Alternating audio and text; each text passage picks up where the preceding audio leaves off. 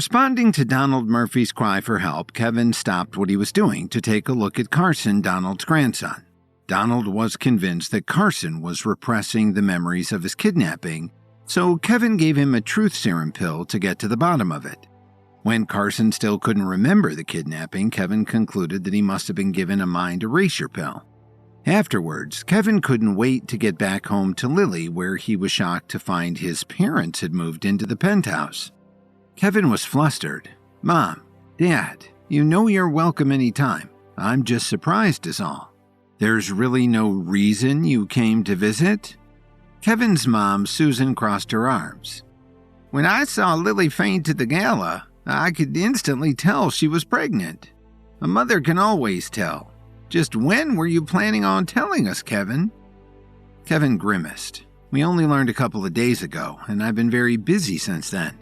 I was going to tell you eventually, Mom, but I wanted to wait for just the right moment." "Well," Susan said, "the moment has passed. I wish you had told us sooner, but we're so happy for you, dear. I want to be there for Lily, but Dorothy hasn't been making it very easy for me." Dorothy rolled her eyes. "She's my daughter." Susan fired back immediately. "She's Kevin's wife, which means she's my daughter too. Please, Dorothy, we want to be involved in this pregnancy." Dorothy was simmering. "Have you ever heard the expression, too many cooks in the kitchen? If there are too many people swarming around Lily, it will stress her out." Lily's voice was sharp and assertive. "I can speak for myself, Mom. Alan and Susan won't stress me out, but all this fighting will. If you can't get along with them, maybe you guys can take care of me in shifts." Dorothy frowned. "Fine. I'll take care of her Monday through Friday, and you two can visit on the weekends." Lily slapped her forehead. "I think we need another family therapy session." Just then, Kevin's dad, Alan, stepped forward. "Could we speak for a moment in private, Kevin?" Kevin nodded. "Sure, Dad. Let's step out onto the balcony. That's where I go when I need some peace and quiet." Dorothy looked offended. "What's that supposed to mean?" On the verge of a headache, Lily rubbed her temples. "Just let them have a moment, Mom. Not every little thing needs to be turned into a fight." As they continued to argue, Kevin showed Alan to the balcony and closed the door behind them. After a moment of silence, Alan exhaled a deep breath. "That's some mother-in-law you got there, huh?" Kevin rolled his eyes. "Believe me, you haven't seen anything yet. That woman is so scary she haunts my dreams at night." Alan chuckled. "Your mother's parents didn't like me very much at first either. She'll come around, Kevin, especially when she sees what a devoted father you are sure to become." Kevin smiled. "Thanks, Dad. I appreciate it. Now, what did you want to talk to me about?" Alan sighed and gazed out at the city skyline. "It's your Uncle Thomas. He's extremely sick, Kevin. He's come down with something so terrible he can barely walk anymore. I know you haven't exactly seen eye to eye with your uncle over the years, but I was hoping you might step in and help." Kevin shuddered at the thought of giving Uncle Thomas an ounce of help. Years ago, Kevin and his parents were kicked out of the family when he made an investment that looked like a failure. Along with his grandfather, Uncle Thomas was all too willing to dismiss Kevin and his parents. But then, when the investment finally paid off and Kevin became rich beyond anything the Williams family had ever known, Uncle Thomas pressed Kevin to lend the family money and still tried to sabotage his new empire. They were not on the best of terms, to say the least. Kevin looked at Alan with resentment in his eyes. "Why should I lift a finger to help him, Dad? He's been treating us terribly for years. He didn't help us one bit when Grandfather Williams kicked us all out of the house forever, so why should I help him now?" A serious look crept over Alan's face.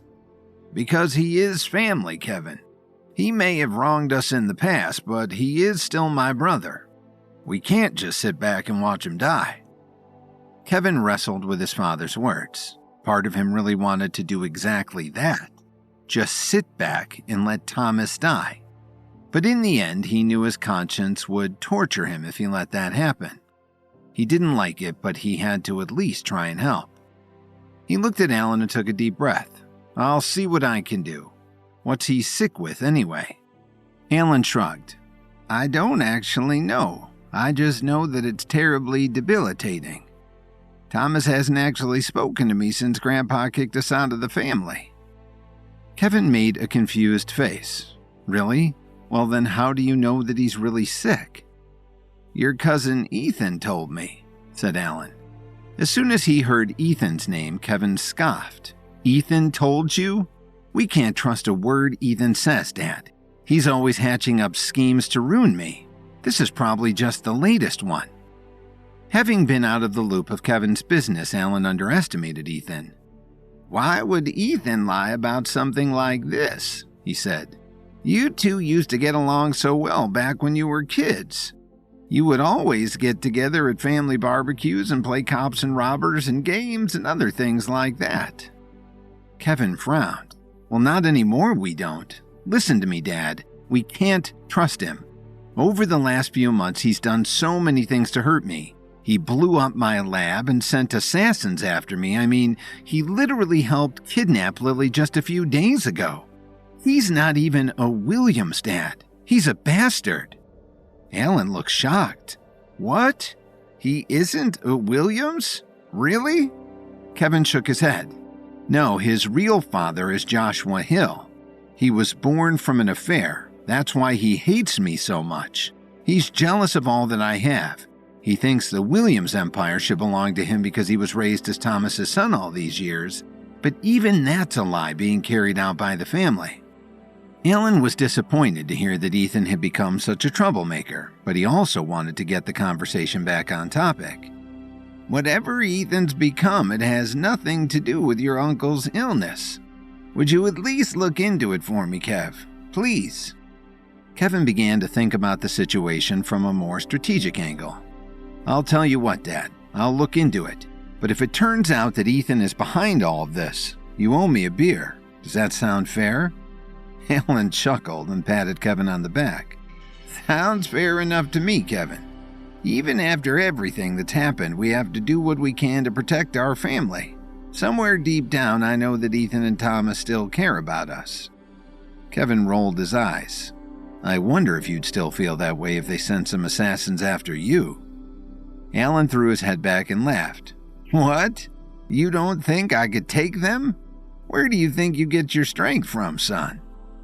Just then, Kevin noticed a figure standing on the other end of the balcony. It was the Night King. Well, Alan said, why don't you say we head back inside, son? Let's hope that Dorothy hasn't ripped anyone's head off yet. Kevin didn't take his eyes off the Night King. You go ahead, Dad. I gotta hang back for a bit and clear my head. I'll join you all in a minute or two. Alan nodded and stepped inside, closing the door behind him. As Kevin approached, the Night King was studying the skyline. Before Kevin even said anything, the Night King seemed to know he was there. You have not forgotten your destiny, have you? The Night King's face was stoic and serious as Kevin walked up beside him. You still haven't told me what that destiny is, you know. As far as I can tell, my destiny is to be a good husband and father. Anyone who tells me otherwise probably just wants something from me, including you. The Night King glanced down at Kevin and then back up to the skyline. You have no idea how important this all is, do you? You must get to the upper realm, Kevin. Everything else is trivial. Kevin hadn't thought of the upper realm in days. I found the pale blue moon you told me to seek. You know what it showed me? A grainy image that was so hard to see it led me nowhere. I'm beginning to think the clue was a hoax. The Night King frowned. It's not a hoax, Kevin. You are not looking close enough. You have to read between the lines. If you fail to reach the upper realm, you will fail the entire world. When Kevin heard a tap on the window, he turned around and saw Lily gesturing for him to come inside. It looked like she could really use some help with the in-laws. When Kevin turned back, the Night King was gone.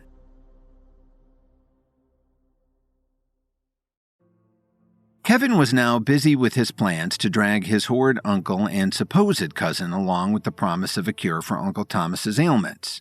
But across the country in Appalachia, The Alliance was rebuilding their camp after the horrible fire that had decimated their compound and killed the leader's wife, Selena.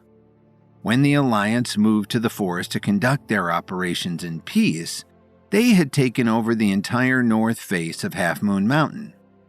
Their structures, from living quarters to training facilities, were built into the side of the mountain for maximum geological protection. A fertile valley provided them with all of their necessary food and herbs, and they were entirely off the grid. The Alliance leader had not left his tent since the fire, completely lost in his grief over Selena's death.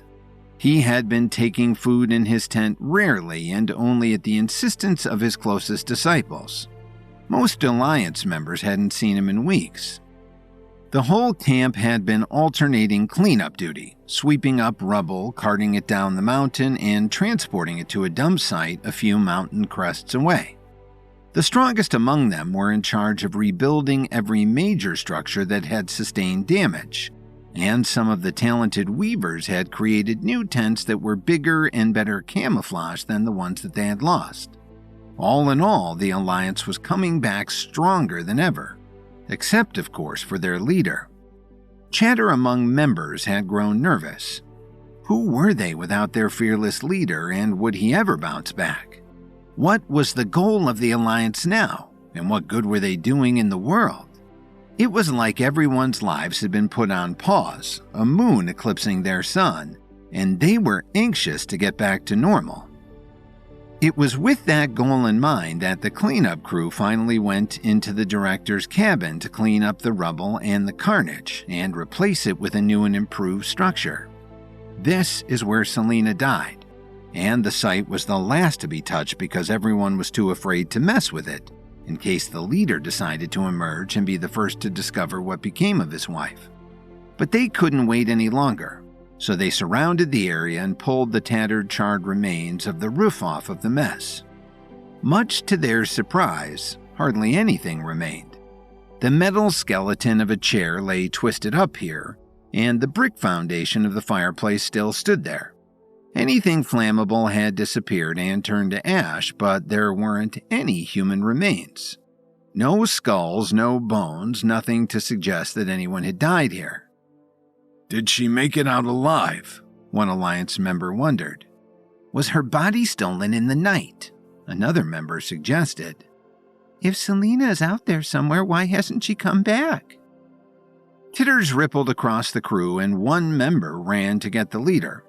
If anything would jar him from his misery, it would surely be this glimmer of hope.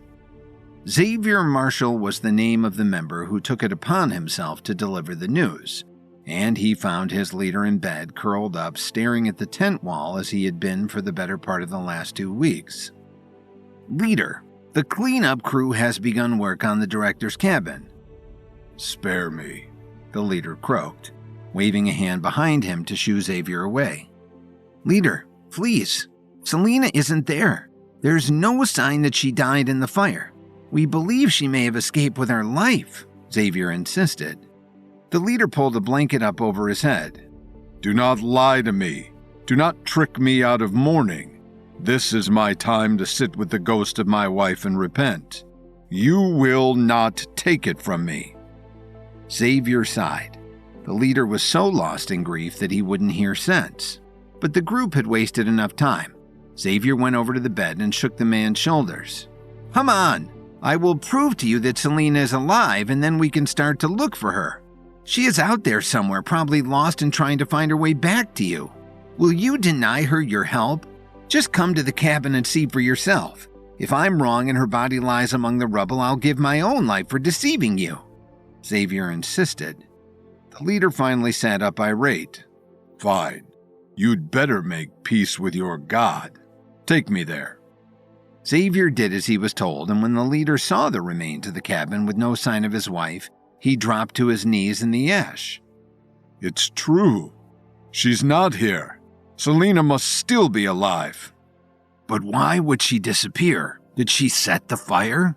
Did she destroy the camp and flee? These questions were whispered among the gathered crowd, and the leader couldn't pretend not to hear them. He knew he had to save his wife's name, even though he had a suspicion his alliance members were right. Right before the fire, the leader had thought that his wife was going to leave him. If faking her death was the way that she had done that, he would have to find her so that she wouldn't get away with it. He loved her dearly, but he wasn't about to let her humiliate him in front of his followers. Enough. Not one more word about my wife, your director, will leave your lips unless they are praise. Clean this up. We have business to attend to, the leader ordered. The leader stalked back to his tent thinking, I know where she went. She's gone to see the man she's been in love with for a while now, Kevin Williams. In fact, Selena Salem and her 5 closest companions were arriving in Washington, D.C. in search of Kevin Williams. The women Selena traveled with were also presumed dead before the cleanup crew had inspected the cabin, and they weren't friends of Selena per se, but something between companions and handmaids. They attended to her every need, and in return they had the ear of the second most powerful member of their organization, the Alliance Director. And that director had a crippling crush on Kevin Williams. Selena had been fond of him since Kevin had been inducted into the Alliance as an honorary messenger. When Kevin set up his business in Chicago, the Alliance wanted him to join and represent them as a power there, with their backing and the support of their allies at Pinnacle, but Kevin had not quite committed to all of that. After all, his loyalty was to the Myriads, who were forever at war with the Pinnacle and ready to take the Pinnacle down should it make a move on the Foundation. Selena didn't care so much about the politics of it all when it came to Kevin. He was ambitious, talented, and dreamy. What else could a woman want? She had just seen his DC-based school competing in a tournament and knew he was there for it.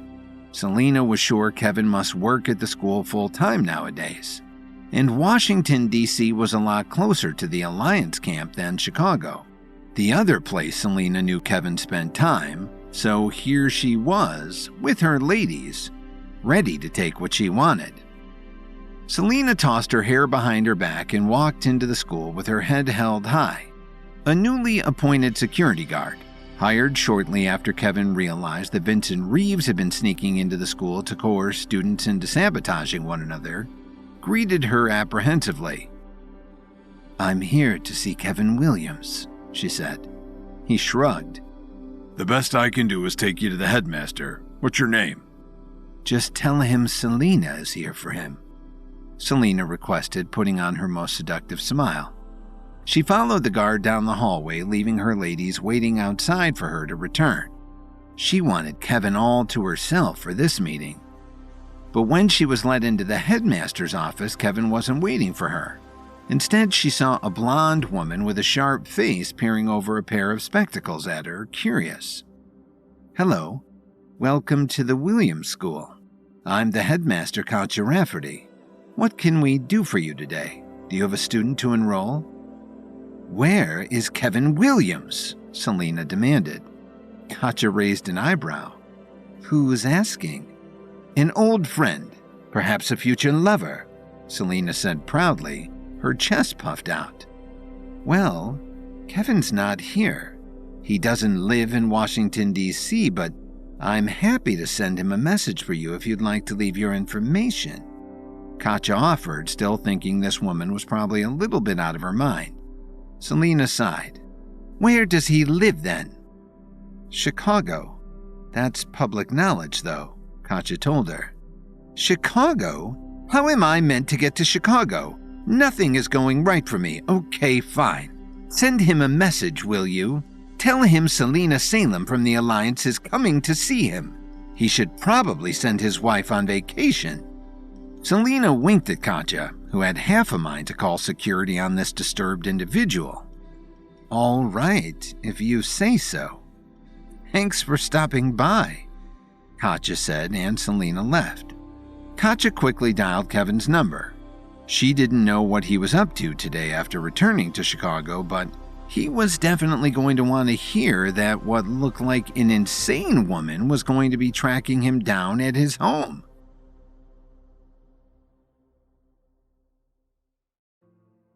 Kevin was still trying to figure out how this situation with his parents, Lily, and Dorothy all living under one roof was going to go when he got the call from Katja. "How's my favorite headmaster?" he answered, trying to keep the tone light. He just had to explain to his father all the ways their family, especially Ethan, had been tormenting him, and he was trying to shake off that anger. "Does the name Selena Salem mean anything to you?" Katja asked. "Oh, boy. Yeah. She's the Alliance director, right? Did something happen?" "She just left my office. She came in here looking like she'd escaped a fire. I mean, ash in her hair, the whole 9 yards, and demanded to see you. She also seems to be under the impression that she's going to seduce you." "What's going on there?" Katja asked. Kevin could hear her holding back a laugh. "Yeah, Selena is kind of a wild card, but she also knows that I'm with Lily and my love for her could never be swayed. Why does she want to see me? I mean, I heard a rumor that something was going down at the Alliance compound. I think they were attacked, but I haven't had a chance to follow up with them. I wonder if she's coming to ask for my help," Kevin mused. "I think she wants a little more than your help. Good luck, soldier," Katja said. "Wait. You didn't tell her where to find me, did you?" "Not exactly, but I told her you don't live in D.C. and that she would have better luck in Chicago, but I didn't give her your address," Katja admitted. "Great. Thanks, Katja," Kevin said, and they hung up. He knew it wasn't Katja's fault that a bunch of nuts were out to get him at all times, but he was going to have to start telling people he had moved to Seattle or something just to delay them. The Alliance was not a group he wanted to be associated with.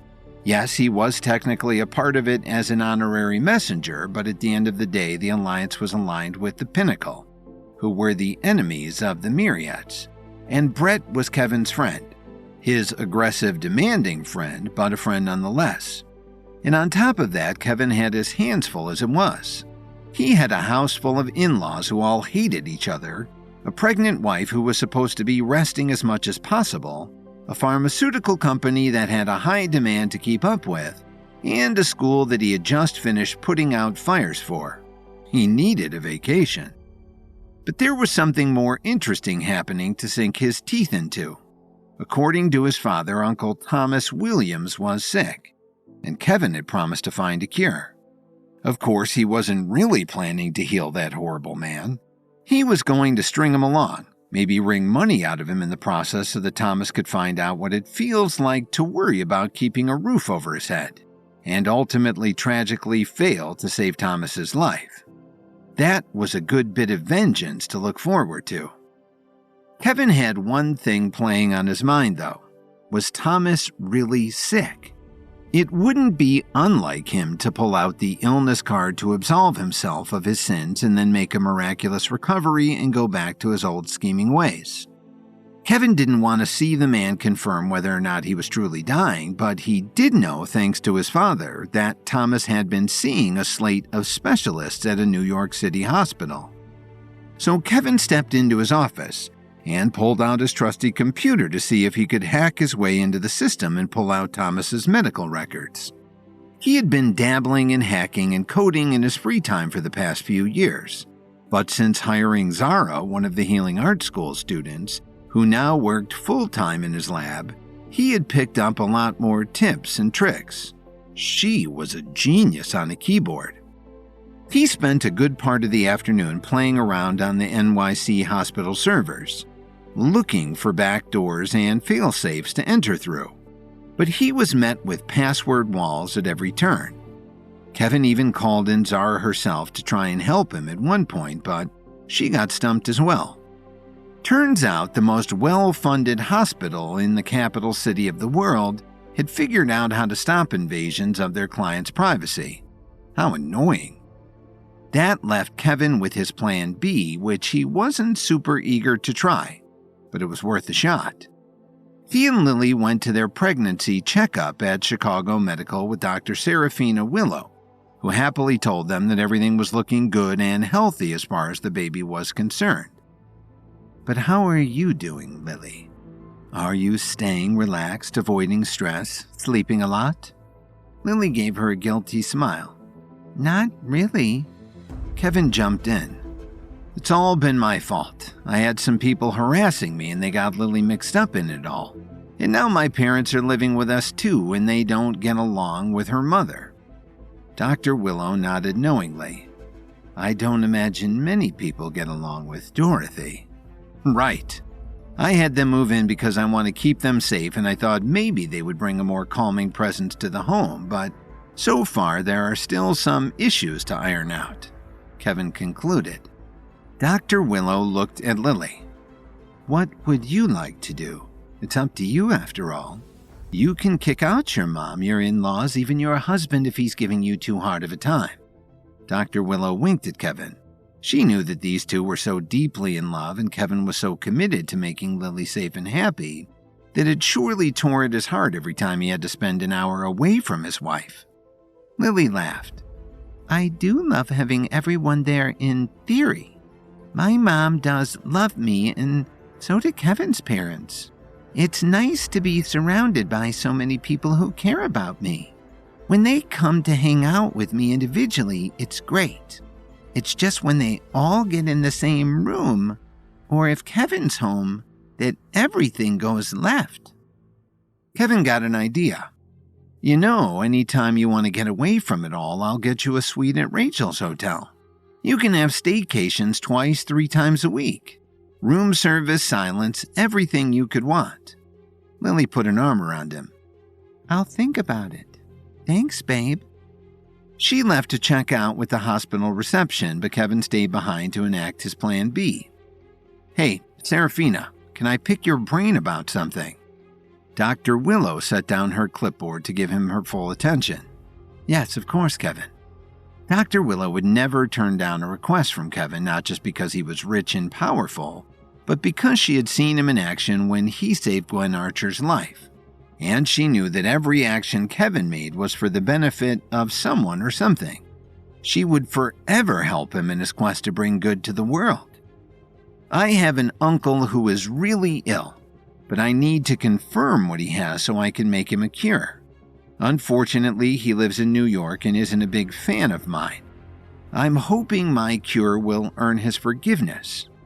Is there any way you can get his records for me? I know you work there for part of the year, and if you have access to the database, I could... Now Dr. Willow was in a difficult situation. She would do anything for Kevin. She knew that in her heart, but going into confidential medical records was something that could compromise her own career. She was going to have to be careful. I don't know that I can access the records of a patient who isn't my own. I'll try, Kevin, but I think it might be impossible. Kevin nodded and thanked her for her honesty and left. He brought Lily home, reminded their parents to behave, and went to the lab where he called Marcus Watford, Kyle Thompson, Sasha, and Olivia into his office. What's going on? They asked. Kevin was worried that even if Dr. Serafina Willow could help him to get Uncle Thomas's medical records, it might take too long. After thinking his plan B wasn't going to work or work quickly enough, Kevin had thought of a plan C. I need your help. It involves crime. I can't tell you what we're doing unless you agree, but if you join me, I'll do everything in my power to make sure you face no consequences. Kevin told them. They all looked around at each other and Kyle said, We're in. You don't have to convince us to help you, Kevin. What's the job? Kevin felt a flood of relief. He wasn't in this alone. I need to break into the hospital and steal some medical records, and I need help. Marcus grinned. I like it. What can we do? Kevin spoke to each of them individually. Marcus, you're my security. Talk to Zara about getting feeds from the Chicago medical security cameras on your phone so you can keep a constant lookout and keep the cameras off of us. Kyle and Sasha, you're the diversion. You'll go in to quote-unquote visit a relative and make a scene on the other end of the wing to keep the guards busy. And Olivia, I'll need you with me because you're playing Dr. Willow. Olivia frowned. How am I doing that? Kevin held up the ID badge he had swiped from Dr. Willow on his way out of her office. With this,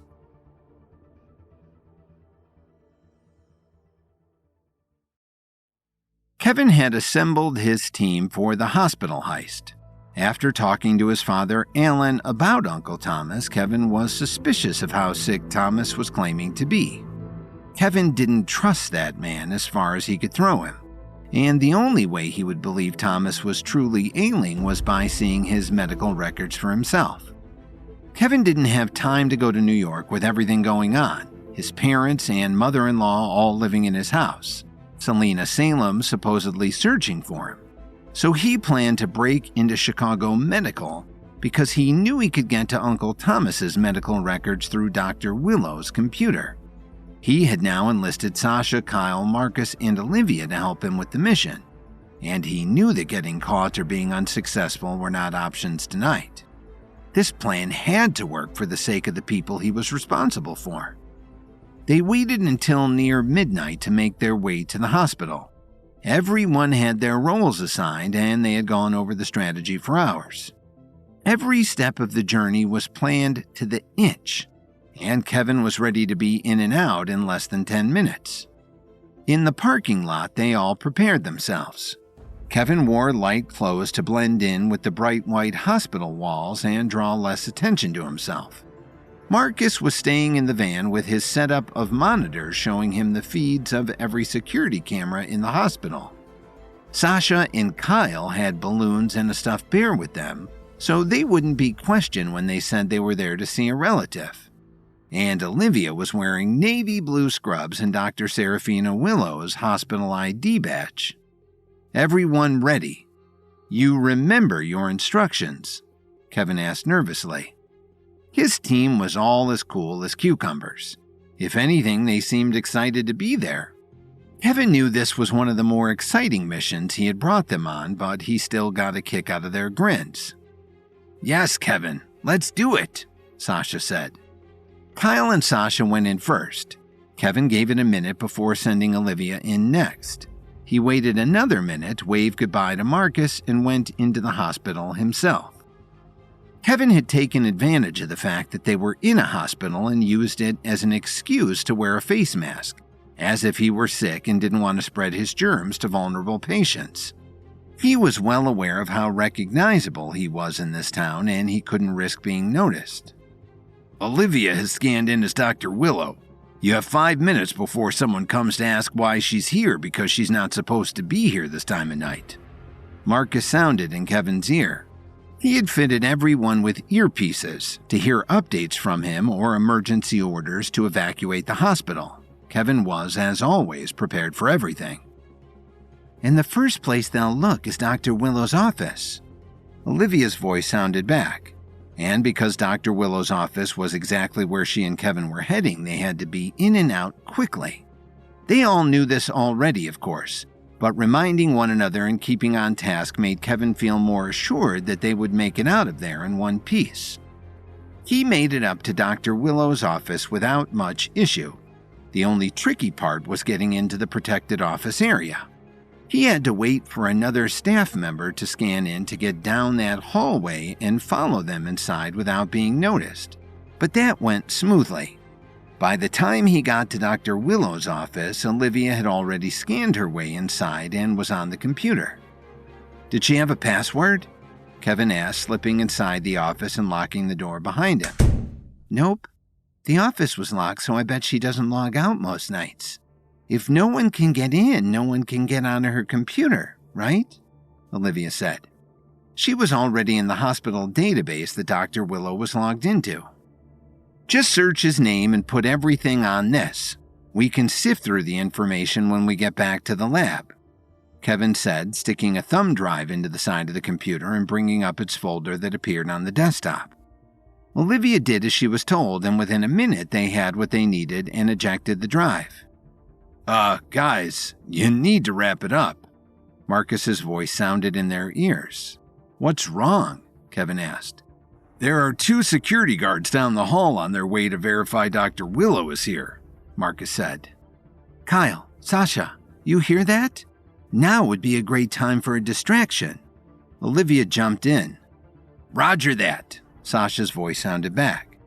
Right on cue, Kevin and Olivia heard loud, disturbing techno music start to blast from outside the protected office area of the wing.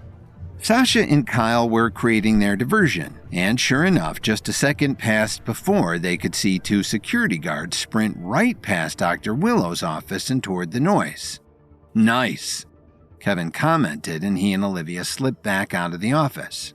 They made it to the stairway down the hall and down 4 flights of stairs before they ran into trouble. Another security guard was on his way upstairs, his walkie-talkie spitting out the same techno music from the other guards who had called him up for backup. He nodded at them in a passing greeting, but stopped when he saw the ID badge pinned to Olivia's chest. "You're not Dr. Willow. I've eaten lunch with Dr. Willow in the hospital cafeteria. Who are you?" the guard demanded to know. He reached for his belt, which held a taser, some handcuffs, and a baton. But before he could pick his weapon, Kevin swept the man's legs out from under him and he landed with a hard bang on the metal stairs. "Olivia, go! Kyle and Sasha, did you guys make it out yet?"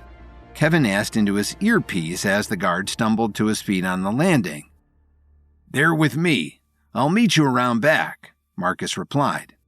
Olivia took off down the stairs to the fire exit while Kevin stayed to hold off the guard. But he could tell that this man didn't know how to fight, let alone didn't have any cultivation levels. Kevin would have to keep things simple. He waited for the guard to try and attack him, then dodged his baton whack and punched the man in the face, knocking him out. Kevin felt a little bad for flattening a man who was just doing his job, but he had a bigger job to do. Kevin made it down to the loading docks at the back of the hospital just a few seconds after Olivia, and they both piled into Marcus's van. Marcus peeled out of the hospital's campus, and they were home free. Back at the lab, Kevin plugged in his thumb drive and sifted through the files on Uncle Thomas. The hospital had all of his medical records from the time he was a child until now. But finally, Kevin got into the notes from the specialists he was supposedly being treated by. Yes, Uncle Thomas was sick with quietum mortem, or the silent death. It was a kind of decaying disease that would slowly eat him from the inside out. It was an old and mysterious disease that no one in herbalism or modern medicine had been able to come up with a total cure for. Just various treatments to make the symptoms more manageable. Kevin had it on his list of things he wanted to research and cure in his lifetime as an herbalist, but he didn't think that the time would come for a long while. And of course, he didn't plan on healing Uncle Thomas anyway. Kevin was secretly pleased to see that Uncle Thomas was going to get his just dessert at last. Kevin thanked his team for a successful mission, and Marcus assured him that all evidence of any of them on the hospital security cameras had already been wiped clean. They all went home, and Kevin crawled into bed, regretting being out so late, because in the morning he had another round of family therapy. The morning came all too soon, and before he knew it, Kevin was sitting in his family therapist's office. Dr. Morgan had moved them to a larger room full of chairs, couches, and pillows. Kevin figured it must be a group therapy room used to host a dozen people, but for now, he and Lily sat on one couch, his parents on another, and Dorothy on an overstuffed armchair. Dr. Morgan, likely still shaken from their last session that had ended with the secluded valley assassins attempting to kill Kevin in front of him, was wearing a bulletproof vest for the occasion over his lumpy sweater. At the moment, Dorothy and Susan were going back and forth about whether or not Kevin deserved to be with Lily. Dr. Morgan was trying to find ways to guide the conversation while Lily just held her head in her hands. Kevin took advantage of the chaos to lean over to his dad. "So I confirmed Thomas's illness. He really is sick and the disease is fatal. If we have any chance of saving him, I need to start working on a cure now. Can you set up a meeting?" Alan smiled, happy that his son was coming around and putting aside his differences to help his family. "Of course. I'll get it set up right away."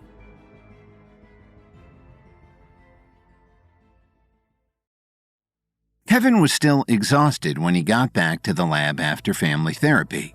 He had spent the better part of the night infiltrating Chicago Medical with his ragtag team, sneaking into Dr. Serafina Willow's office and stealing Uncle Thomas's medical records.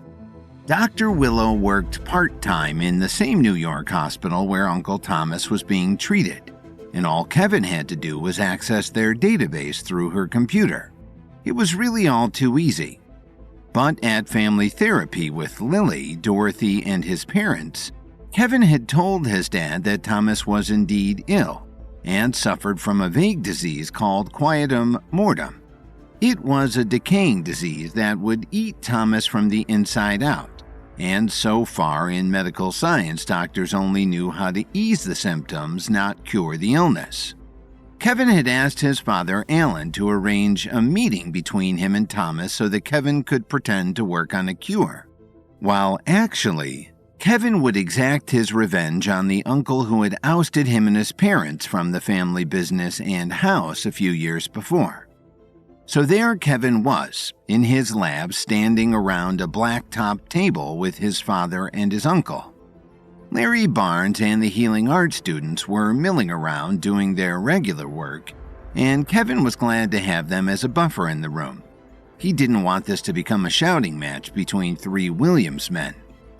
Thomas had arrived leaning heavily on a cane, a sure sign that the disease had already started its slow takeover of his body. It would almost be a sad sight if Kevin didn't resent the man so much. Thomas was also coughing a lot, which Kevin thought was probably for show. Welcome to my lab. I'd like to start by giving you a tour of the facility so that you can see everything we are capable of doing in our quest to cure you. Come with me, Kevin said, indicating for Thomas to stand from the stool he had just rested on. Don't you think we can skip the tour for now and just discuss his options? Alan asked. Kevin's dad was ever the peacemaker, and he had a lot more empathy for his brother than Kevin did. Kevin shook his head. I'd really rather give the tour. Thomas can handle it. Can't you, old man? Thomas could tell Kevin was goading him, but he wouldn't rise to anger and give Kevin the satisfaction. So he stood up with a lot of help from his cane and said, After you. Kevin began his presentation as he walked them through the lab. He was going to make a real meal out of this.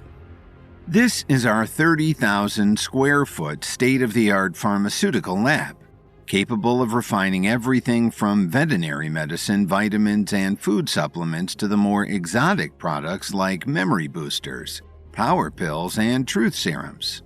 Our cures come in pills, tinctures, powders, suppositories, you name it. Is it really 30,000 square feet? That's shockingly large, Alan said in awe.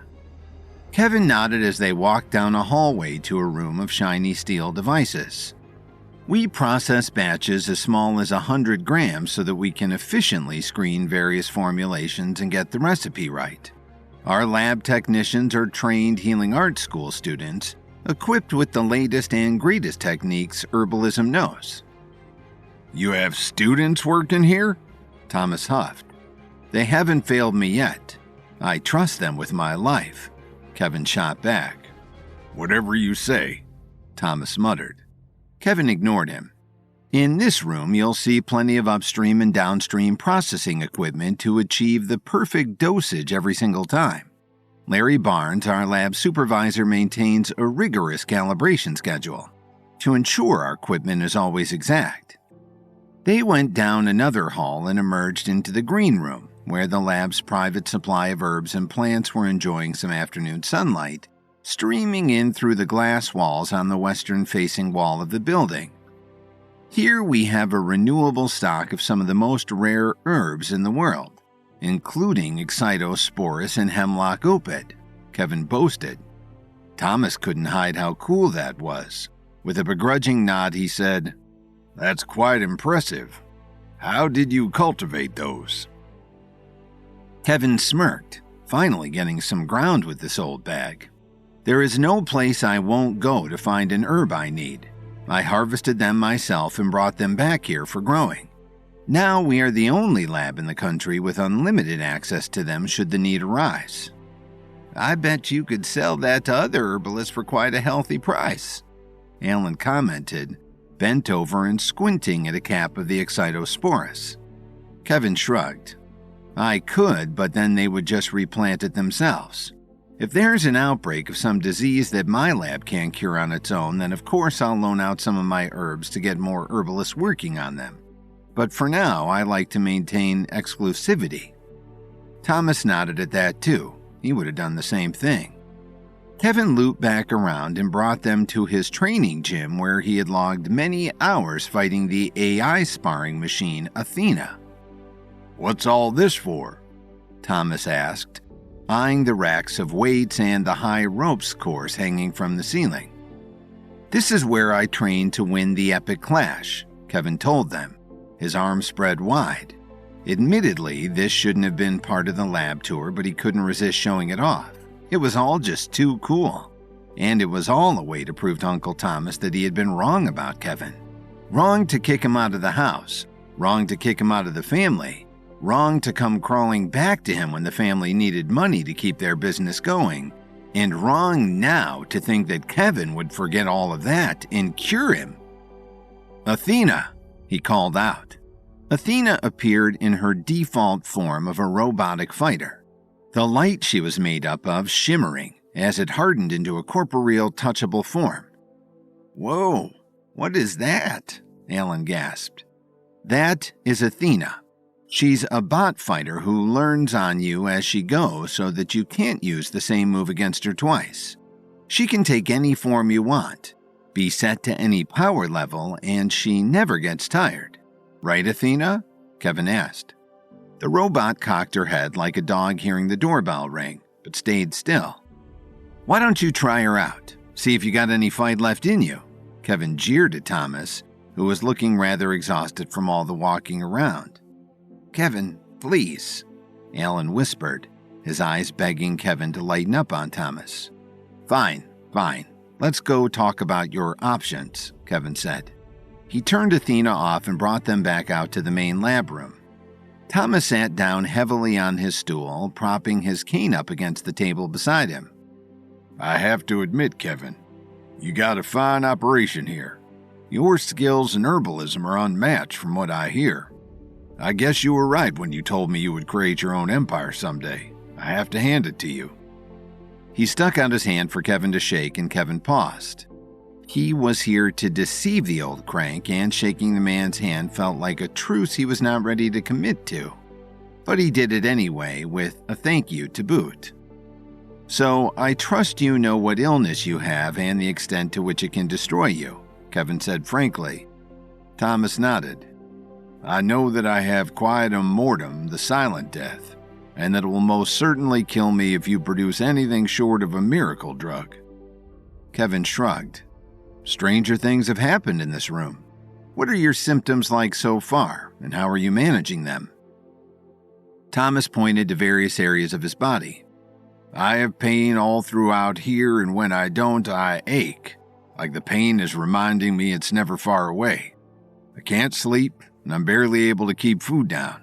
I switched to an all-liquid diet, and twice a day I hook myself up to a feeding tube for my nutrients. The port lives right here." He patted his stomach. "Any swelling, trouble breathing, or fever?" Kevin asked. "All of the above. The fever comes and goes, but when it hits, I don't leave my bed. I know this disease is progressing quickly, and I know my days are numbered. What can you do for me, Kevin?" Thomas seemed uninterested in wasting any more time, and Kevin couldn't blame him. "We have a number of options. First, I'd like to set you up with my regular suite of pills, one recovery pill to slow the decay of your body, one mental precision pill to slow the spread to your brain, and one power pill so that walking around doesn't tire you out so much. Those should make you feel mostly normal for the time being. They won't cure you, but they'll buy you time and keep you comfortable. After that, my team and I will begin our research into anything that might actually be able to reverse this thing." Thomas shook his head. "If the hospitals can't solve it and the herbalism world doesn't already have a cure, what chance do I really have?" Kevin looked between his father and his uncle and said, "I have access to resources that no one else has. I have generations of knowledge at my fingertips. Centuries of research and of trial and error from the greatest herbalist to ever live. If there's an answer, I'll find it. I'll have my lab supervisor keep you updated to the minute. For now, why don't you go back to your hotel and get some rest?" Kevin handed him a pill box full of his regular suite as promised. "Dad, can you make sure that he gets back okay?" Alan nodded and Thomas thanked Kevin and the two left the lab. Kevin took a moment to review what had just happened in his mind. The pills he had given Thomas would indeed make him feel more comfortable. Kevin hated the man, but he didn't want him to suffer as badly as the disease would make him. Plus, now Thomas would truly believe that Kevin was working on a cure. Larry Barnes and Olivia came up to Kevin a few minutes later, awaiting instruction. "Where would you like us to begin, boss?" Larry asked. Olivia nodded. "We've pulled Mehdi and Amber off their regular duties to put their full attention to this task." Kevin was surprised. He had been such a good actor during that meeting that he'd even convinced his own team he wanted to find a cure. "Oh, no one will be working on this at all. I have no intention of saving Uncle Thomas's life."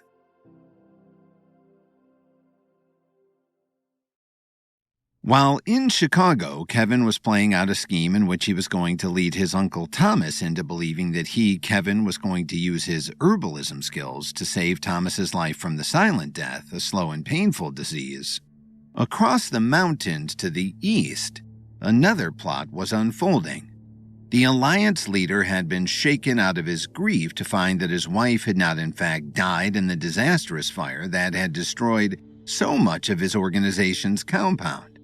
But he couldn't relax or even resume his regular duties as a leader because if Selena wasn't dead in the burnt-down cabin, then where on earth was she? There were a few potential answers to that question, each worse than the last. Selena could have escaped the fire as it consumed the cabin, only to flee to the woods and get lost.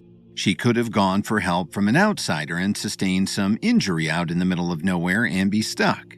Or she could have set the fire herself in an effort to escape the Alliance and cut ties with her husband. The leader knew Selena's heart was with someone outside the camp, and it was very likely that she had gone to be with him. She had gone to find Kevin Williams.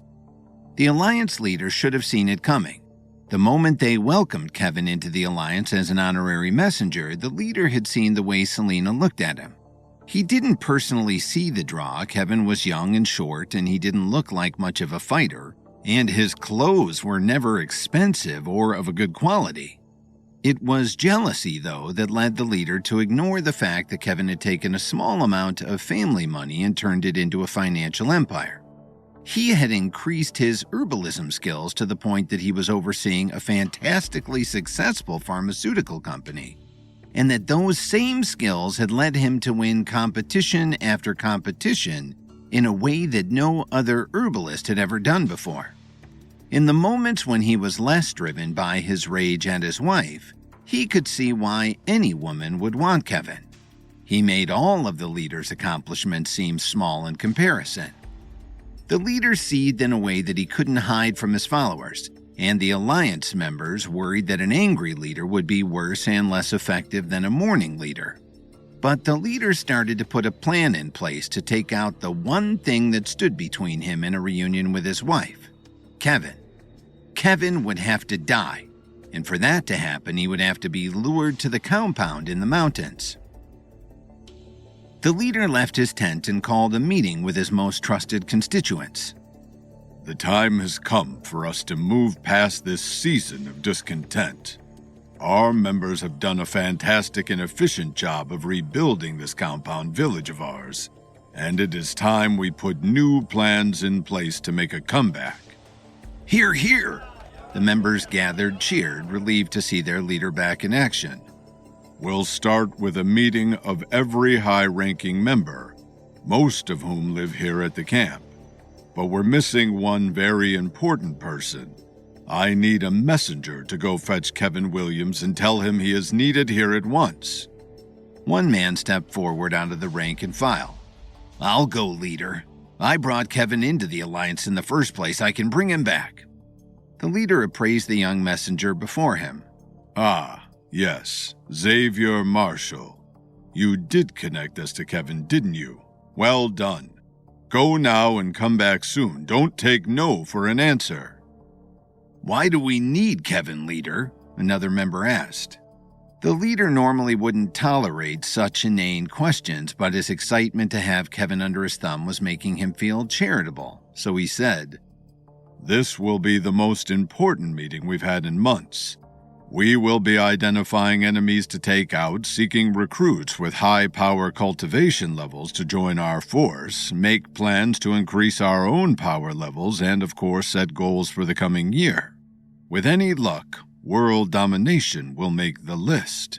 The leader chuckled at his ambitions, and his members joined in. Now go. We don't have a moment to waste. Xavier bowed and hurried out of the tent, setting his course for Chicago. Back in Chicago, Kevin was in his lab with Larry and Olivia explaining his plot to them. Don't you see? Thomas is finally getting what is coming to him.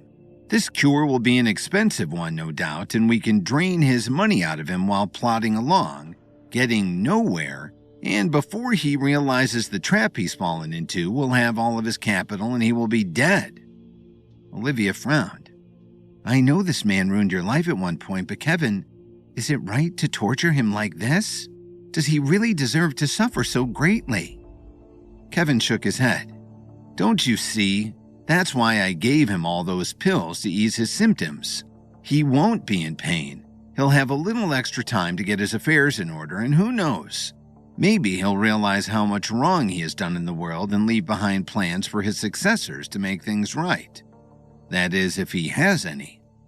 Kevin had overheard his father and uncle talking on their way out of the lab about how Thomas had no one to leave the Williams Company to. He didn't have any heirs now that it had become known that Ethan Williams was not really his son. The next in line should have been Kevin, but Kevin had freed himself from the Williams Company a while ago now. He wouldn't be sucked back in. That's why he didn't feel bad about taking all of Thomas's money in the process. It wasn't like he was stealing it from a cousin's inheritance fund. Trust me, I'm doing more for Thomas than the doctors could. He's going to die eventually anyway. If you want to go on researching a cure, fine by me, but we'll give it to the next poor soul who wanders in here stricken with quietum mortem, not Thomas. Sasha knocked on the door to the lab despite it being open. He had another man with him around Kevin's age, but very tall with tight curls on the top of his head. Kevin, someone is here to see you. Kevin looked up and saw, to his surprise, Xavier Marshall, a man he hadn't seen in ages. Xavier, welcome. Let's go to my office. Kevin led him out of the lab and down the hall to his office, closing the door behind him. What on earth are you doing in Chicago? He shook Xavier's hand energetically. Xavier, after all, had once been something of a friend to Kevin. He was an underground Alliance messenger who had gotten Kevin his honorary messenger title when he first connected with the Alliance. But he hadn't seen Xavier since Xavier moved to the Alliance compound in the Appalachian Mountains. And Kevin himself had grown much closer to Brett in the Myriad since then. Xavier sat down across from Kevin at his desk. I'm here for you, of course. How are you? What's all this you've got going on? He gestured to the office around them. I'm just doing my part, keeping up with the herbalists, Kevin said good-naturedly. Well, I hope you've also been keeping your fighting skills sharp because you've been summoned to the Alliance compound on Half Moon Mountain, Xavier told him, rubbing his hands together. Oh? What for? Kevin was already feeling suspicious. He was hardly ever summoned by the Alliance, and he thought he had made his allegiances clear to the world by working so closely with Brett and the Myriads lately. We're back in action. We're having an all-hands meeting to discuss goals for the year, and the leader himself insisted you be there to make your voice heard. Xavier grinned. He was working the enthusiasm angle with Kevin, hoping his excitement would transfer to Kevin, and thus Kevin would be eager to come back with him. Kevin looked around and shrugged. I'm pretty tied up here these days. I have a number of pressing issues I'm in the middle of solving, but why don't you bring Sasha back with you? He's sort of been my number 2 lately, and he'll make an excellent proxy for me in any votes or discussions that happen. No! Xavier nearly shouted. Kevin raised an eyebrow. Why did he take such offense? Excuse me? Xavier tried to cover himself. I mean, it has to be you. The leader has much to say to you personally, I believe. We've just finished rebuilding from the devastating fire that I'm sure you've heard about. It would mean a lot if you would come back with me. I know the leader will owe you one, and that's not a bad deal.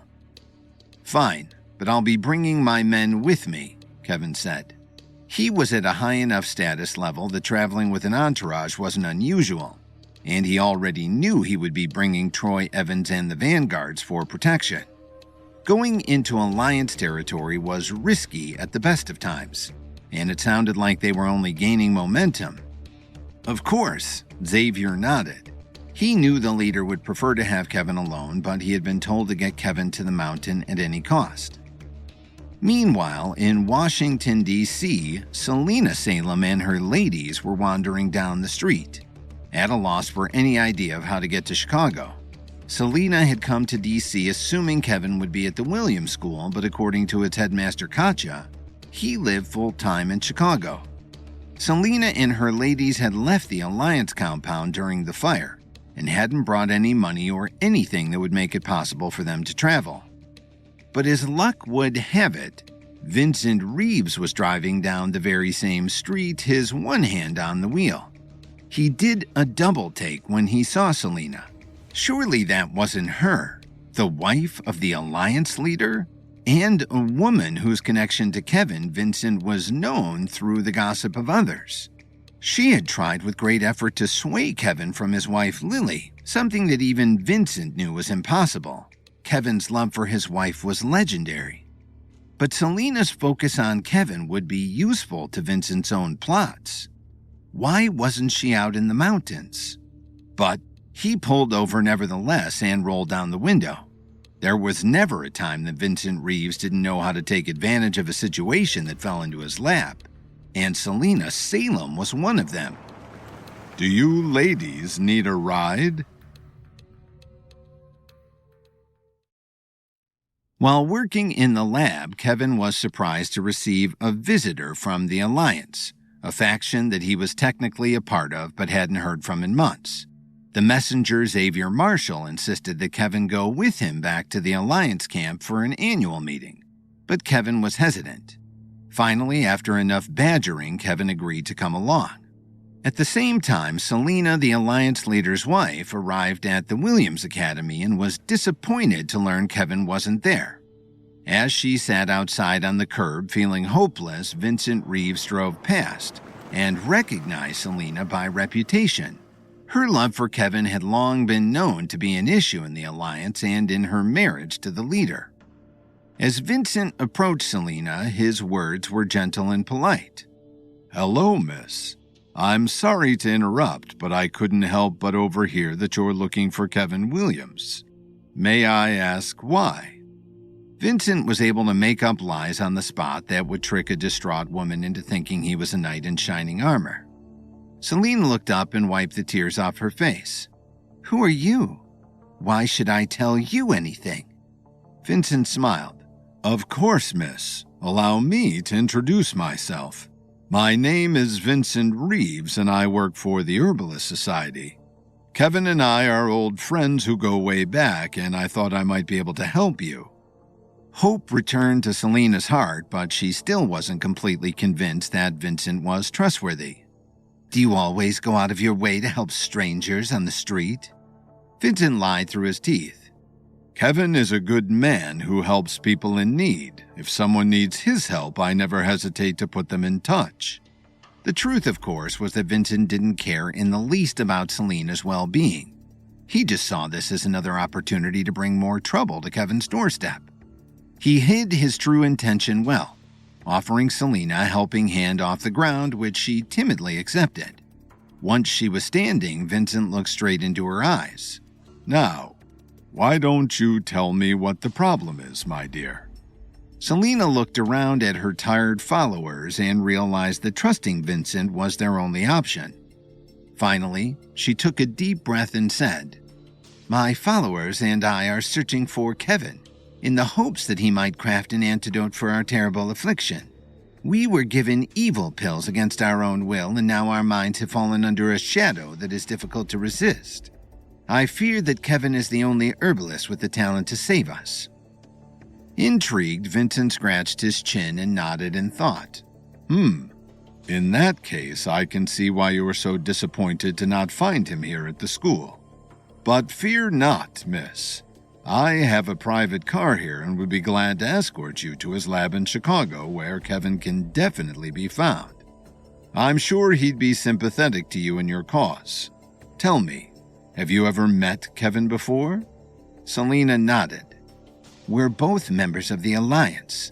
Let's just say that Kevin and I became very close during our time together."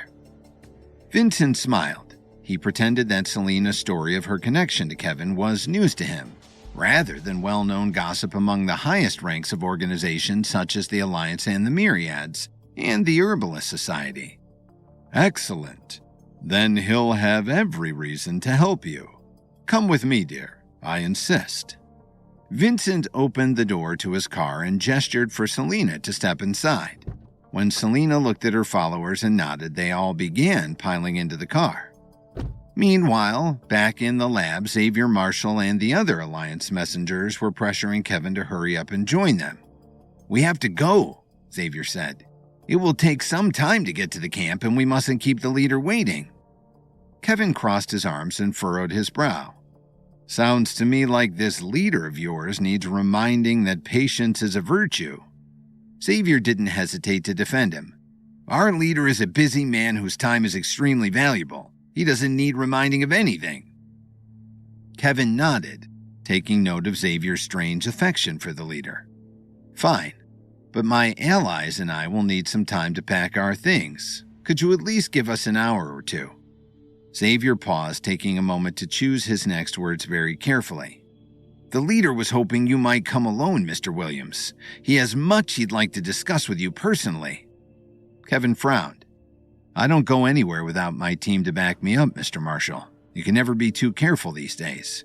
Either they come with me, or I don't come at all." Suddenly, the room was full of tension. Without a word, Xavier pulled out his cell phone and stepped out of the room. A few minutes later, he returned with a serious look on his face and said, "The leader has allowed you to bring 3 allies. We will leave Chicago in exactly 1 hour." Kevin turned to his lab assistants and said, "Kyle, Marcus, Sasha, go pack your bags and meet me downstairs in an hour. Looks like we have a corporate retreat to attend." As Kevin's protégés nodded and walked out of the lab, Xavier looked back at Kevin and said, "It's far more than just a corporate retreat, Mr. Williams. It's a festival of renewal where we strategize for the future, refine our skills, and, most importantly, reaffirm our commitment to the Alliance. It's something of a sacred occasion. You'll see." Kevin stubbornly resisted Xavier's attempts to entice him. "It just sounds like a glorified frat party to me, but since the leader insists so strongly, I'll at least come by and check it out. Excuse me a minute, Xavier, I have to use the restroom." When Kevin closed the bathroom door behind him, he pulled out his cell phone and called Troy Evans, the Vanguard member Kevin had brought back from his battle against the Pinnacle on Apex Island long ago. Troy was now one of Kevin's most trusted Radiance members. "Hi, Troy. It's Kevin. Listen, I've been invited to an Alliance meeting, and so far the whole thing seems a little suspicious. We're about to leave with some messengers from Chicago to the Alliance camp, and I want you to trail behind us just in case. Think you and some Radiance guards could be up here in an hour?" Troy answered immediately. "No problem, Kevin. I'll get some guards together and head to the lab straight away. We'll follow you in a windowless van. We might stay pretty far back to avoid being seen, but we'll follow your car wherever it goes." Kevin smiled. "Thanks, Troy. I knew I could count on you." Meanwhile, back at the Salix Leaf Hotel, Olivia, Rachel, and Lily were sitting down for a bit of lunch. Since she started staying at the hotel a few months back, Olivia had become quite close with Lily and Rachel and even offered to start helping Lily's charity on the PR front. After a waiter took their lunch orders, Lily clasped her hands together and said, "Thanks for meeting up with me, ladies. Now that the gala is over, we have to bounce back with a new project. that will really show people that their money is being put to good use. With Kevin's funding and the fantastic growth of his pharmaceutical company, I know that very soon we can help around the world, but for now, I think we should focus on providing relief here in Chicago. We've been supplying local clinics with extra medicine, but there has to be something we can do to make a bigger impact. I've got an idea, said Olivia. The old commercial district is in such bad shape they don't even have a clinic of their own. Since the factory shut down, that part of town has been all but abandoned, and the people that live there are so far below the poverty line that they can barely afford to put food on their plates, let alone health care. If we opened up a clinic of our own, it would do the community a lot of good. Lily smiled. That's a great idea, Olivia. We can open a clinic and heal the community free of charge. It'll show the people of the commercial district that they haven't been forgotten. Olivia took a sip of water. It will also be a great opportunity to raise awareness. We can make daily posts about the clinic and share photos of our satisfied patients. It should attract a lot of attention. Lily agreed. Well, it sounds like we have our new project then. I'll start location scouting tomorrow. They raised their drinks and clinked glasses. At the same time, Vincent Reeves's car was just pulling up outside Kevin's lab. He got out and opened the door for Selena, helping her out of the car. Right this way, miss. If Kevin is in Chicago, he'll almost certainly be here. Selena ordered her crew to wait in the car as she followed Vincent inside. When they took the elevator up to the top floor and stepped into the lab, Larry was the first to notice them. He looked up from a microscope and said, Vincent, what are you doing here? There was no love lost between Vincent Reeves and Larry Barnes. Larry's life and career had been nearly ruined in D.C. decades ago when he was the fall guy set up by the Herbalist Society members, and it even led to the deaths of Larry's beloved wife and son. Only because Kevin had rescued him from working as a vendor in the herbal market and restored his confidence and status, could Larry now come face to face with Vincent Reeves without attacking him. Inside, though, Larry's heart continued to simmer with rage at the injustice, something that Vincent Reeves clearly had no sense of. Hello, Larry. Is Kevin here? I have an urgent matter I need to discuss with him. Larry shook his head. Sorry, Vincent, but I'm afraid Kevin just left. He said he was going to the Alliance camp for a corporate retreat. Larry kept his voice low and calm. He had to remember that he was now a representative of Kevin Williams, and though Larry knew that Vincent could not be there for any good reason, it wasn't Larry's place to create more problems by losing his temper. Just then, Selena's eyes widened. He's going to the Alliance camp? That means my husband, the Alliance leader, must have something to do with this. Listen to me. If what you say is true, then Kevin isn't safe. He's in grave danger. After reluctantly agreeing to go with Xavier Marshall to a mandatory meeting at the Alliance camp, Kevin called Troy Evans to make sure that a team of Radiance members would follow them as backup. When he overheard Selena crying about not finding Kevin at the Williams Academy, Vincent offered to escort her and her followers to Kevin's lab in Chicago. By the time they arrived, though, it was too late, as Kevin had already departed for the Alliance camp. When Selena heard this, she knew that Kevin was in grave danger. As Kevin, Kyle, Marcus, and Sasha were being driven out of Chicago, Xavier and the other Alliance messengers didn't notice the Radiance van tailing behind them. After they turned off the main highway and started down a dirt road through the forest, though, it became obvious that they were being followed. Xavier sharpened his eyebrows as he looked at the van through the rearview mirror. That van has been following us for miles. We have to pull over and confront them. Knowing the van was full of his Radiance allies, Kevin tried to quickly defuse the situation. There are other properties up here besides the Alliance camp, you know. Who's to say these people aren't just on their way home? Xavier shook his head. I highly doubt that, but I'm going to find out either way. Kevin grimaced as Xavier pulled over and got out of the car. Kevin hopped out and followed him as he approached the van. He stood in the middle of the road to force it to stop. In the driver's seat of the van, Troy rolled down his window and asked, "What's the matter, stranger? Do you need some directions?"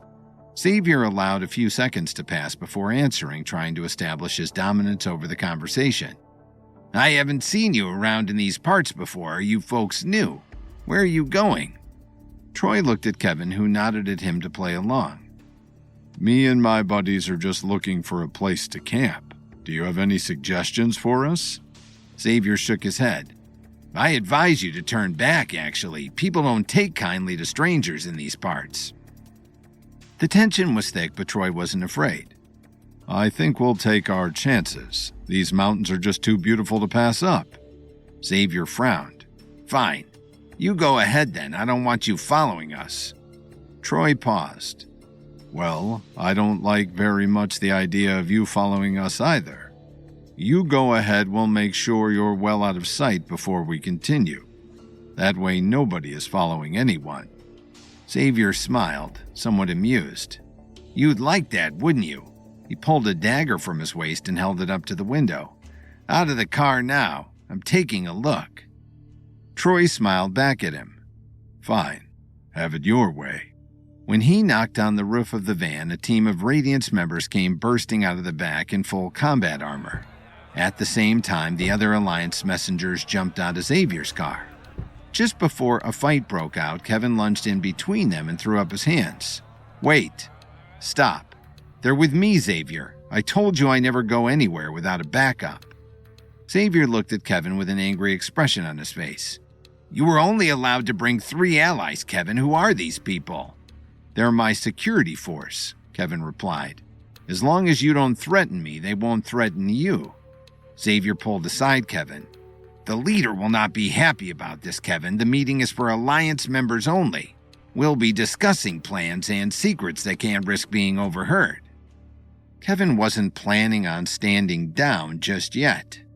"These men are my trusted security force, Xavier. They're like an extension of myself. I assure you that none of them would share what they heard at the meeting." Xavier was running out of patience. He knew the leader would be very displeased if he showed up with so many people, but would be even more displeased if he learned that a fight had broken out on their journey. "Fine," he said. "You can bring one of them with you, but the others have to turn back." Kevin agreed. "I'd rather compromise than get into a fight." He walked over to Troy and said, "Come along with us, Troy. The rest of you can turn back." It was very subtle, but the Radiance members saw Kevin wink. All knew that when Kevin seemed to be losing in a battle of words or fists, it was only because Kevin had maneuvered so that he would soon get the upper hand on his opponent. Troy smiled. "Well, you heard him, folks. Go on back to the Radiance headquarters. I'll continue with Kevin from here."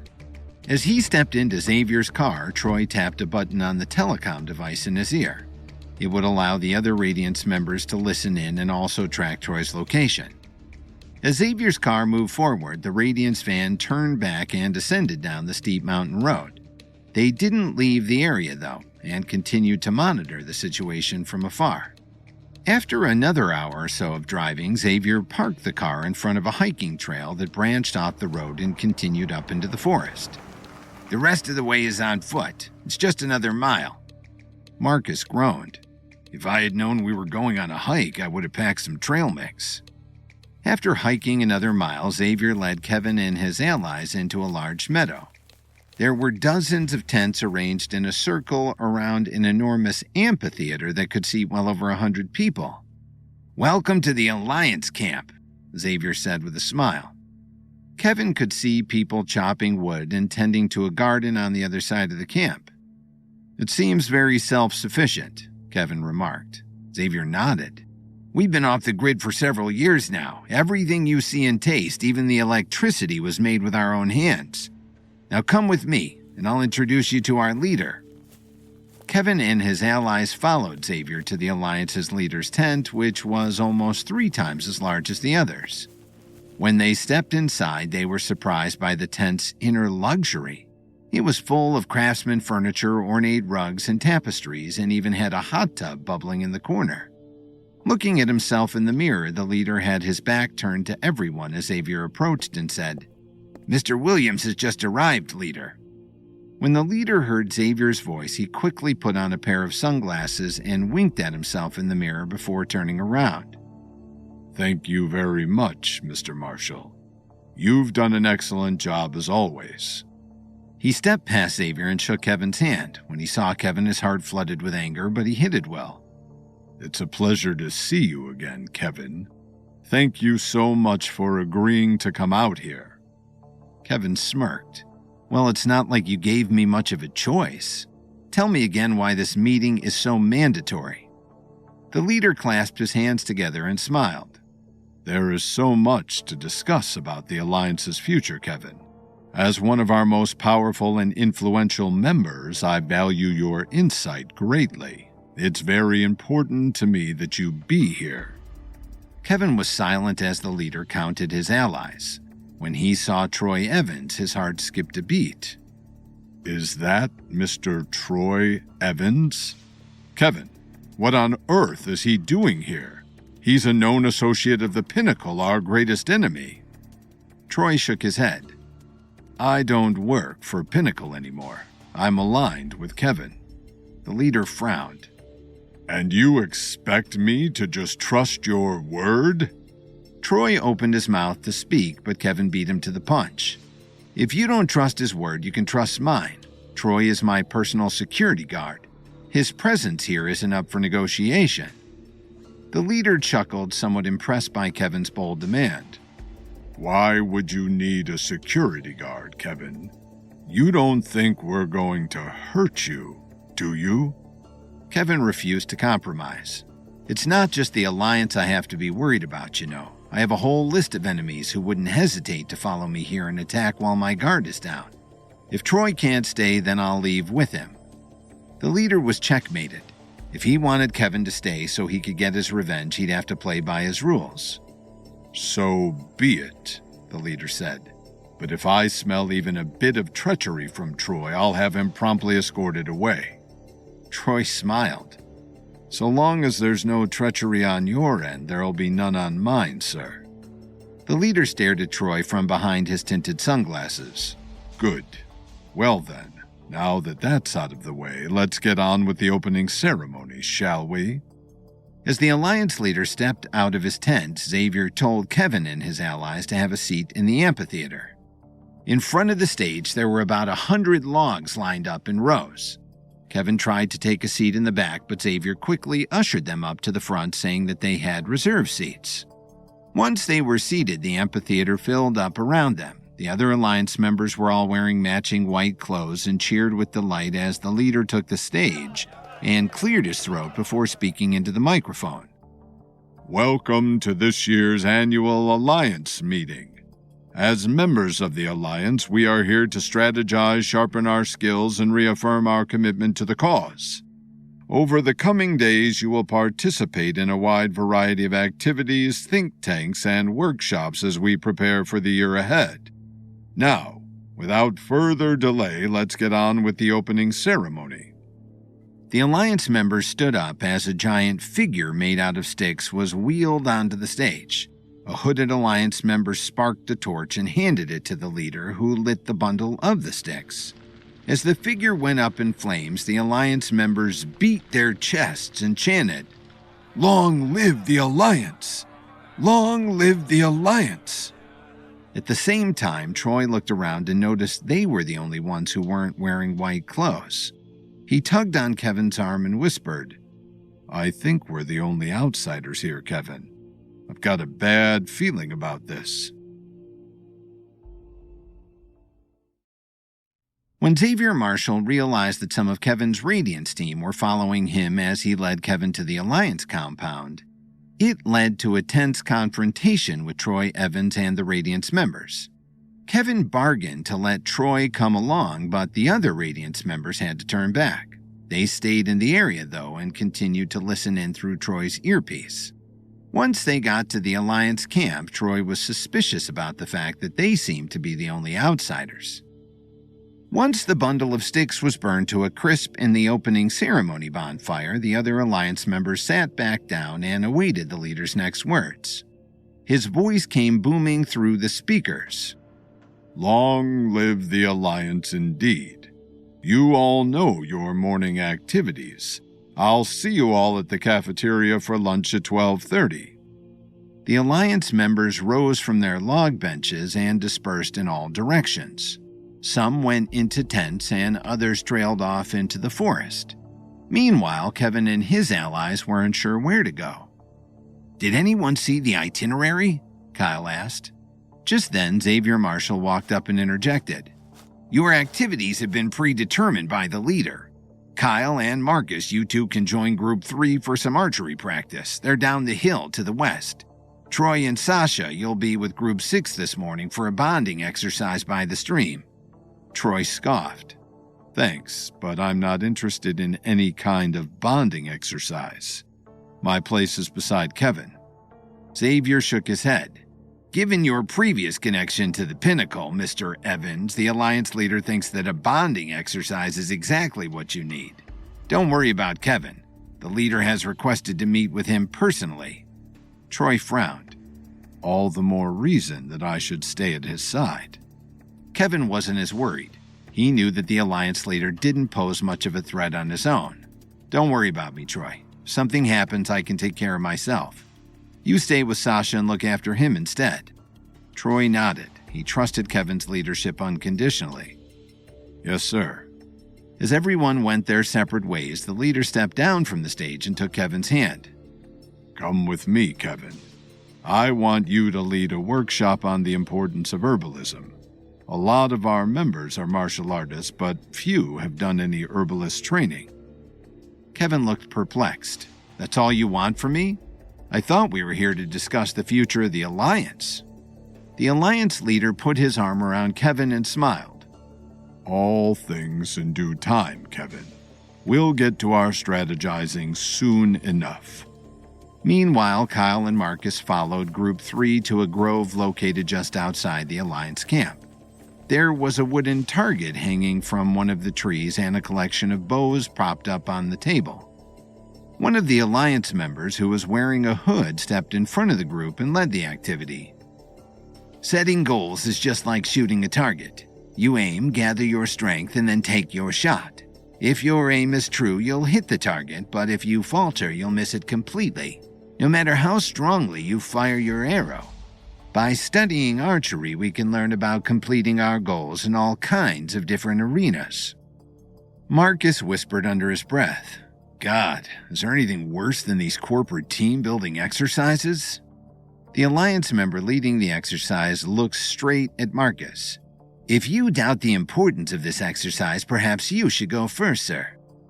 Marcus gulped as the other members cleared a path for him. When he stepped forward, the hooded Alliance member handed Marcus a bow and an arrow.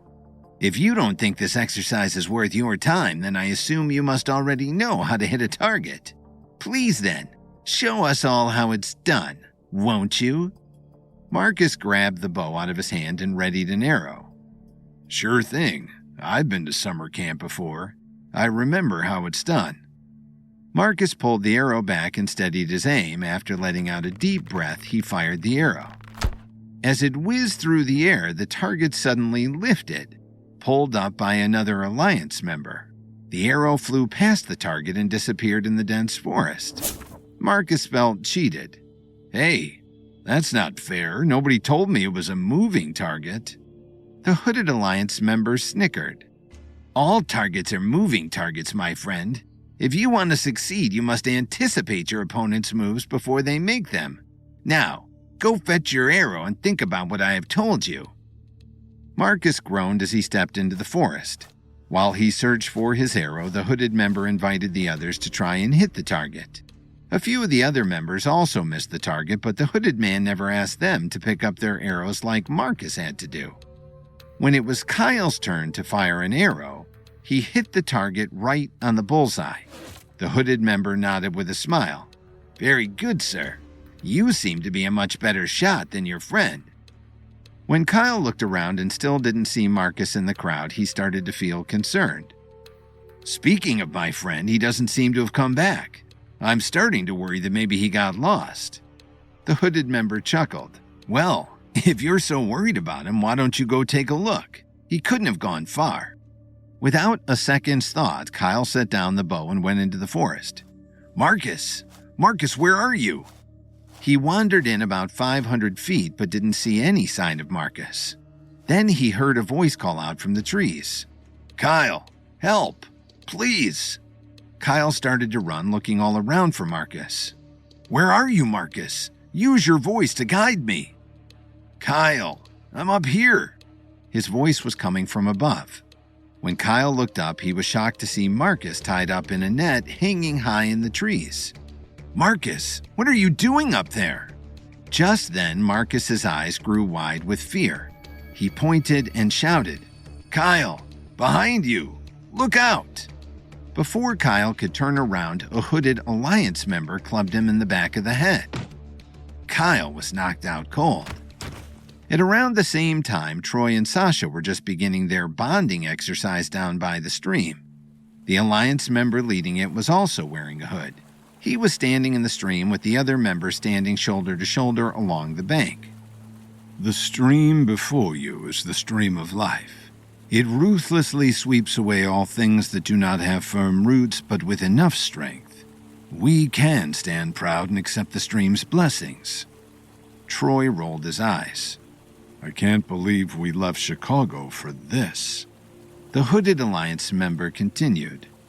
Know that you do not have to face this stream alone, brothers and sisters, for we stand together here, united by our shared humanity. We are more alike than you may think, and today we shall prove it. Take a step forward if you've ever loved someone. Everyone took a step forward into the stream except for Troy, who was laughing to himself. The hooded member looked at Troy seriously. Are you to tell me that you, Mr. Evans, have never loved anyone? Troy scoffed. You know what I really love? Keeping my shoes dry. But you guys go ahead and continue with your little bonding exercise. The hooded member shook his head. The stream will swallow you whole if you go it alone, Troy. There are no lone wolves inside the Alliance. Troy crossed his arms. Well, there is now. The hooded member continued the exercise without Troy. He told the group to step forward if they'd ever lost someone, made a mistake, or celebrated a victory until everyone had crossed the stream. Once they were on the other side, the hooded member grabbed a bucket and filled it up with water from the stream. Another member stood beside him with a stack of paper cups. And now, brothers and sisters, we embrace the stream of life by drinking directly from its water. The hooded member started filling up cups and handing them out to the participants. Before handing one to Sasha, though, he secretly dropped in a pill that was tucked under his sleeve. Once everyone had their cups, he raised his and said, Long live the Alliance! Long live the Alliance! Everyone repeated. After drinking his water, Sasha began to feel a bit queasy. Hey, are you sure this water is safe to drink? Then Sasha suddenly fainted and dropped to the ground. From the other side of the stream, Troy watched with concern. Sasha, are you all right? Just then, an Alliance member snuck up from behind and knocked Troy on the back of the head. Meanwhile, Kevin was just finishing up leading the herbalist workshop. He focused mostly on explaining to people how herbalism and martial arts can be intertwined and often go hand in hand. The Alliance leader was watching him from the back, keeping an eye on things. Suddenly, Xavier tugged on his arm and whispered, His allies have all been captured, sir. The Alliance leader smiled. Good. Now all we need is to give the other members a good reason for his execution and we can be done with him. Xavier nodded. What do you suggest, sir? The leader looked back at Kevin while he spoke. If we set one of the tents on fire and put Troy at the scene of the crime, it will look like the only reason they came here was to sabotage us. I'd say that's a pretty good reason. Look out for my signal. Xavier grinned. Of course, sir. Long live the Alliance. Xavier Marshall had brought Kevin into the Alliance, and now he was going to see him be taken out of the Alliance, dead. After the opening ceremonies, the Alliance leaders split Kevin and his allies up to attend different activities. Kyle and Marcus were sent to do archery, but halfway through the lesson, they were separated from each other and kidnapped. At the same time, Sasha and Troy were sent to participate in a bonding exercise and were also kidnapped. Kevin, on the other hand, was asked to lead a workshop on herbalism.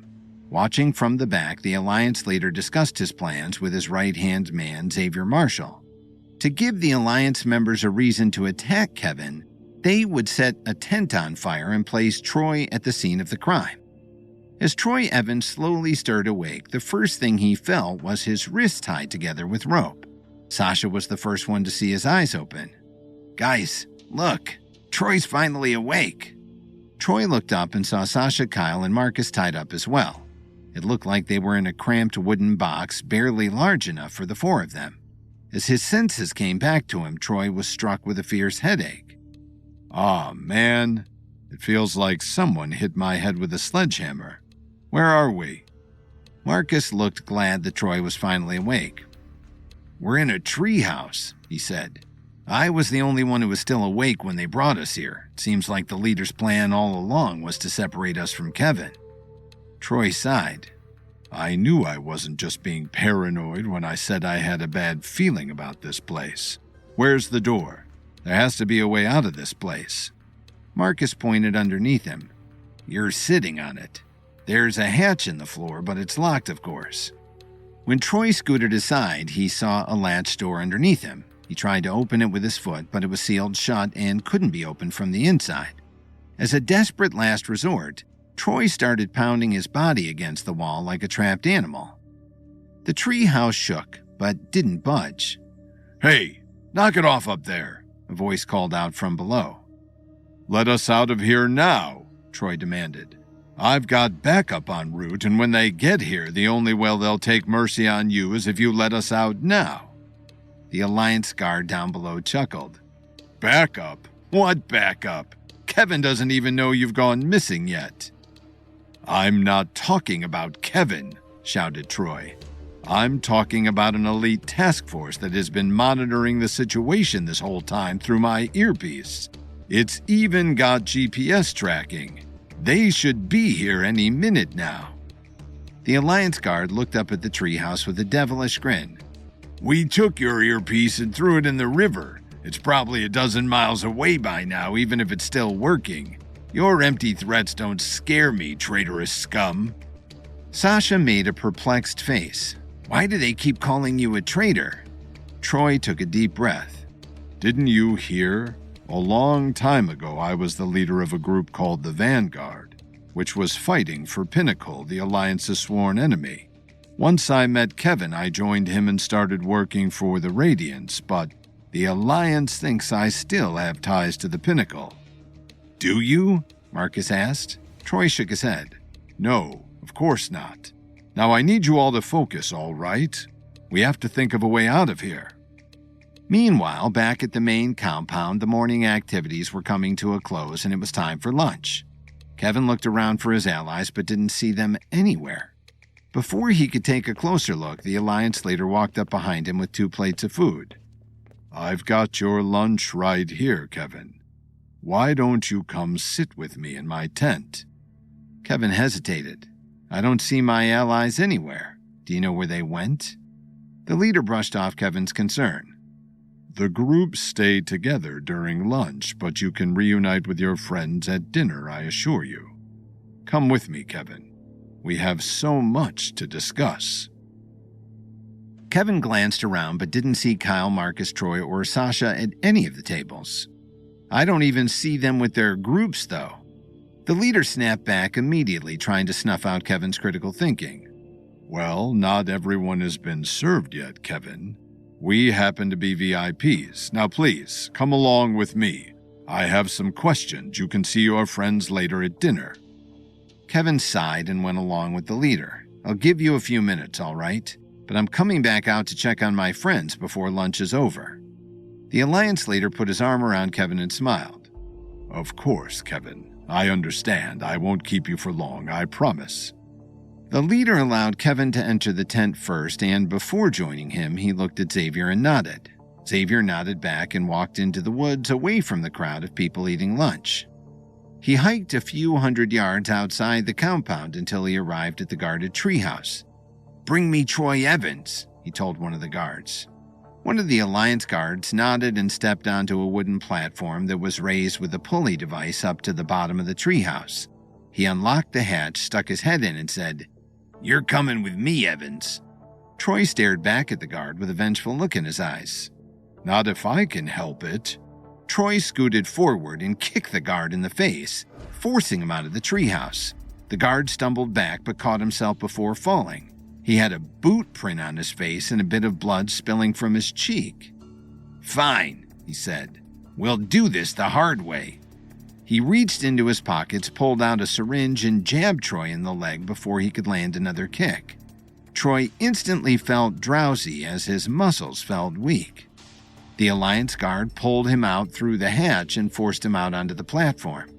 Before the guard closed the hatch, Troy summoned all the strength he had left to say, "Don't worry, boys. I'm coming back for you."